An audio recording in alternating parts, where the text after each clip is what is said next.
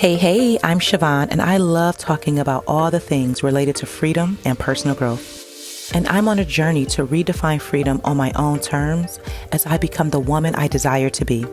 Each week, I'll share in real time what I'm learning as I do my inner work while creating a safe space for my listeners to feel seen.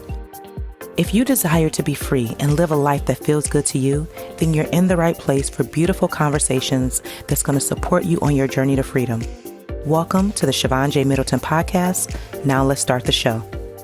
Hey, welcome back to another episode of my podcast. I'm so happy that you are back again for another week to hear what I have to say and share with you. So this week, I want to talk about healing my inner child and my younger self. Now, this has been something that I have been doing for a little bit, and I think I mentioned it on the podcast before as it relates to healing my inner child. And so some of the things that I would do before is I would give myself hugs and I would journal and just kind of be tuned in to what I need. I also would color because that was something that was very soothing for me. And usually what was happening is I would tend to my inner child when I was triggered, like having a PTSD response. But over the last week or so, things have shifted for me, and I'm seeing healing my inner child in a different way. So I had this huge revelation in therapy that gave me so much peace. And every time that I think about it, I smile. And I don't really want to talk about it quite yet on the podcast because I am still taking it all in. But the conversation that we had during my session that had nothing to do, well, let me not say that. It did have something to do with the inner child, but I didn't know it at the time. And so the revelation that I had, it showed me that there were certain parts of my younger self that needed to be healed. And when I had the revelation in therapy, I'm like, oh my gosh, I didn't see it this way. One thing I will share about this revelation, because I think this will be helpful for anyone who has limited core beliefs. And so my limited belief, and this is in my core, is that I'm not good enough. And I've talked about this a lot on the podcast.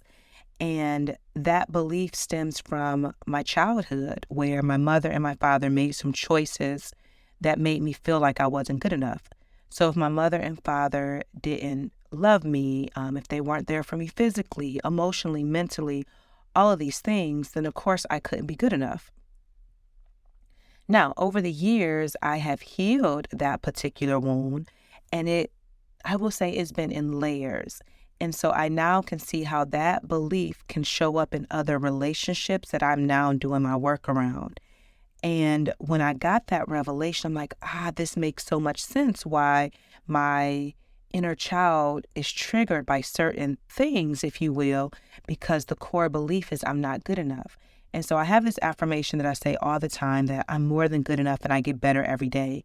And once I healed a certain layer of that wound, I stopped saying it because I'm like, oh, I got it. I get it now, right? I understand what happened between my mother and I. I understand, I somewhat understand my father's choices. But now I can see how that belief shows up in other areas. And now I have to come back and start saying, yes, I am more than good enough and I get better every day. So after this huge revelation in therapy, the following morning, I was on TikTok and I saw this video where the woman was showing her home, right? And so like the camera was like just panning over her home. And so there was so much pink, there were so many plants. She's a maximalist. And the audio that was playing in the background as she's showing her home was, this is what healing my inner child looks like. Damn, it looks good. It hit me in that moment that decorating my home has been my way of healing my inner child.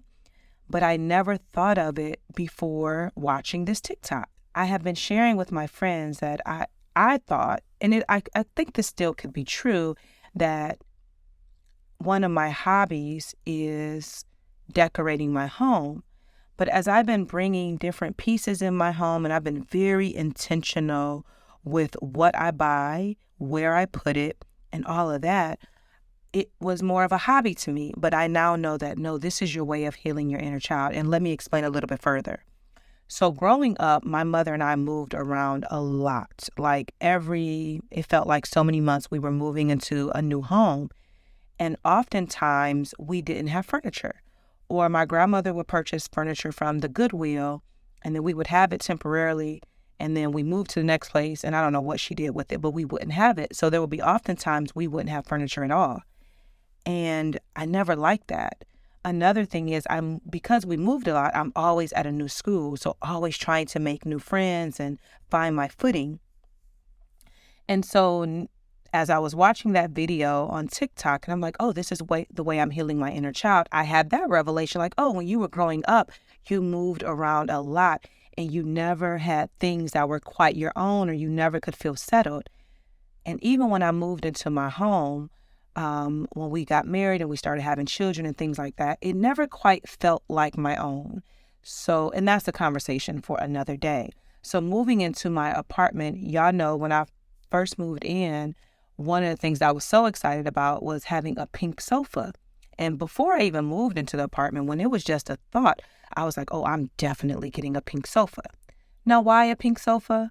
I know pink is my favorite color, but now when I think about it a little bit deeper, that's another way that I've healed my inner child, or I'm healing my inner child, is because growing up, I loved, love playing with Barbie dolls. And what is Barbie's signature color? Pink. When I had that revelation, I'm like, oh my gosh, that is what you're doing, right? And yes, pink is my favorite color, but also when I think about the nostalgic feeling of tapping into my childhood with Barbie dolls, I'm like, oh, this makes sense. So I had a whole moment of realizing this is what you're doing. You're taking care of yourself. You're taking care of your inner child. You're buying pieces from your home that matter to you, and you're using intention behind every single piece. And it just makes me feel so good that I've been doing that and I didn't even know that I was doing it. And my inner child is so delighted. Like everything that I buy, I do a video and I send it to my friends like, y'all, look what I just bought. Look at this new thing. And when my daughter is here, or my son, I'm like, hey, y'all, look what I got. Look what I got. So there's always so much excitement and delight around it. Let me carry on. I was having a conversation with my friend and I was telling her about what I just realized as it relates to healing my inner child and decorating my home. And also, plants are a big deal to me. I've been sharing my plants on Instagram, and I had just shared with my friend that I wanted to get a monstera plant. Monstera, I think that's how you say it. And she had shared this video with this woman. She found a huge one at IKEA. So she sent me the TikTok. I'm like, oh my gosh, I can't wait to go to IKEA and get me a new plant. And she was like, why can't you go now? And I'm like, what? She's like, why can't you go and get your plant? And I'm like, it's Thursday. This sounds so ridiculous as I'm thinking about it, but follow along. And she was like, okay. And I'm like, well, I got to pick up my daughter from school. And she was like, well, what if you went after she got home from school? And I'm like, oh, well, my car won't make it. And she was like, you drive your car every day doing Instacart, and you drive more hours with your car doing Instacart than it would take you to get to IKEA. And I'm like, well, IKEA's in Columbus. That's a 2-hour drive. Every excuse under the sun, I was giving it. And she also was giving me a rebuttal. And as I'm hearing myself say these things, I could feel like my inner child, it almost felt like there was this kid jumping around yes, let's go to IKEA. So there was so much anxiety around it because who goes to IKEA on a Thursday afternoon to buy plants? And so we talked for a little bit and eventually I'm like, okay, I'm going to do it. And you would think that I just said I'm about to climb Mount Everest, right? Oh my gosh. But it's just amazing the beliefs that we have about ourselves and what we can and what we cannot do, the choices that we make or that we don't make. And I know for sure one of the reasons why I made a big to-do about driving to IKEA in my car on a Thursday afternoon was before living on my own, this would have been a choice that I would have never made because I just wouldn't have done it for many reasons. And then also when I think about the fears that have been projected on me by other people, whether you're a woman and you can't drive that far on your own, or you need somebody to go with you, or what if something happens to your car? What if something happens to you? Like everything. And I am choosing not to live my life in fear. I want to live a life that I know the Spirit is guiding and protecting me. And I want my choices to be my own. So Thursday afternoon, I pick up my daughter from school. I get her Chick-fil-A for dinner. I said, hey, I'm going to IKEA to take care of my inner child and to buy some plants. And she was like, okay. And I'm like, okay. And I'm just waiting for her to be like, what do you mean? But then she was like, well, IKEA's in Columbus and that's a couple of hours away. I said, I know, but I'm driving to take care of my inner child. And she was just like, okay. And once I said it to her, I'm like, all right, Siobhan, now you're really going to do this. I gas up my car around 4 something in the afternoon. I get there around 6:30 and I pull into the parking lot and I'm like, oh my God, I did it. I made it here, which is not a big deal, but it is a big deal. And what I realized in that moment is that this is freedom. This is what freedom looks like, that you get to do what you want, when you want to do it, how you want to do it, and no one else has control over the choices and decisions that you make, right? And I get there, and so I'm going through the store, and I'm stopping in the kitchen area, picking up a few things, and my inner child is like, no, I want plants. So I get to the plant area. I'm taking my time choosing each plant, and I didn't find a floor plant, monstera plant. I didn't find that, but I did find a smaller one. But I found another floor plant. I think it's called a calming palm, if I'm not mistaken, and 2 other plants. And when I tell you, everything in me was so happy about these plants that I chose.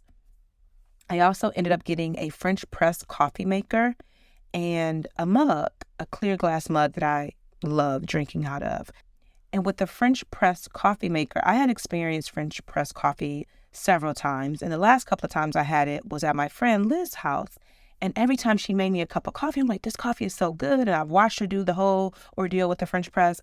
And so when I saw it at the store, I'm like, oh, yes, this is what you want. So I bought my plants. I bought the coffee maker. I bought a mug and I bought 1 planter.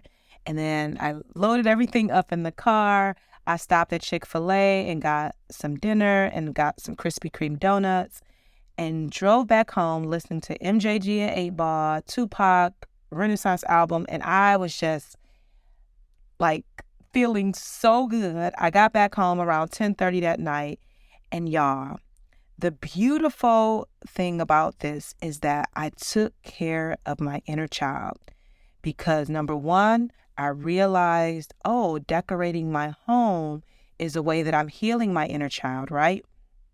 And then I go and I get these plants that I really, really wanted. And I did this car ride to go get it.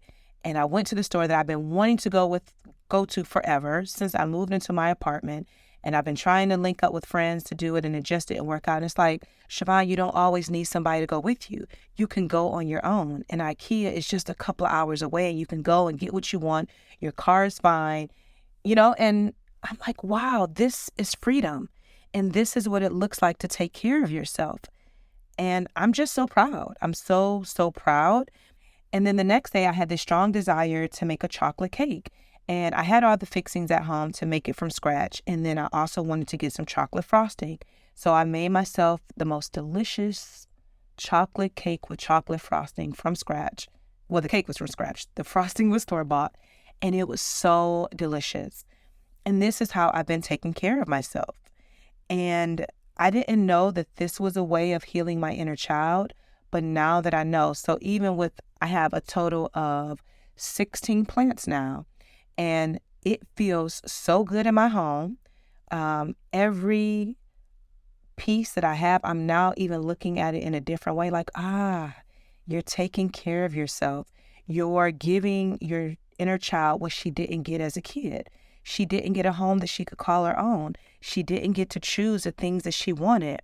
She moved around a lot, right? So I'm creating this protection, this stability, and all of these things for myself. And I'm doing it in a way that feels good and not by the book, or by someone else's version of healing their inner child, whether we hear it on a podcast or we read a blog post or we see something on TikTok or Instagram. It's like, no, what does my inner child need?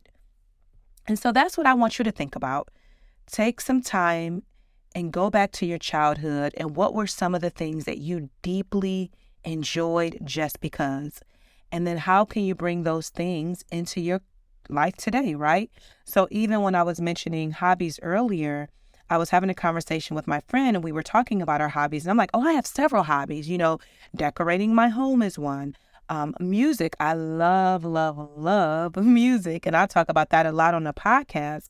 And I know that that's a hobby because when I was younger, I don't know if y'all remember, but there used to be Columbia House and I think BMG Music.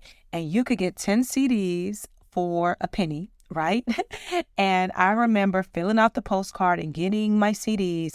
And then I don't know where I got the money from. I'd have no idea, but I would write a check because the only thing that you had to do was pay for the shipping and handling. And then you can continue to order more CDs. And maybe you had to buy one at regular price and then they'll give you a few more. And I'm the person who paid that bill every time that I got it because I was a collector of music. And so it makes sense now, so I'm subscribed, I have a paid thing with Spotify. It makes sense that I'm always listening and discovering new music because that's something that I did when I was younger. So that's another hobby. Plants is another hobby of mine, and that has become a hobby over time. Journaling is a hobby for me because even at the age of 14, that's when I got my first journal, and I have been journaling ever since. Reading books is a hobby for me. I remember when I was young, I would always go to a library and I would get the Sweet Valley High Twins books and I would read those. And I love, love, love them. I never got into the Babysitter Club, but I definitely loved Sweet Valley High Twins. And then as I was getting older, I would start to read, at that age, I also was reading some of R.L. Stine books. But then as I was getting a little bit older, I would transition over into more adult books like The Coldest Winter Ever and Terry McMillan and Iceberg Slim. Oh my gosh. But I've always loved, loved, loved reading and going to bookstores and just sitting there and reading the books. I'm trying to think if there's another hobby that I have. What did I say? Journaling, my plants, decorating my home, reading, music.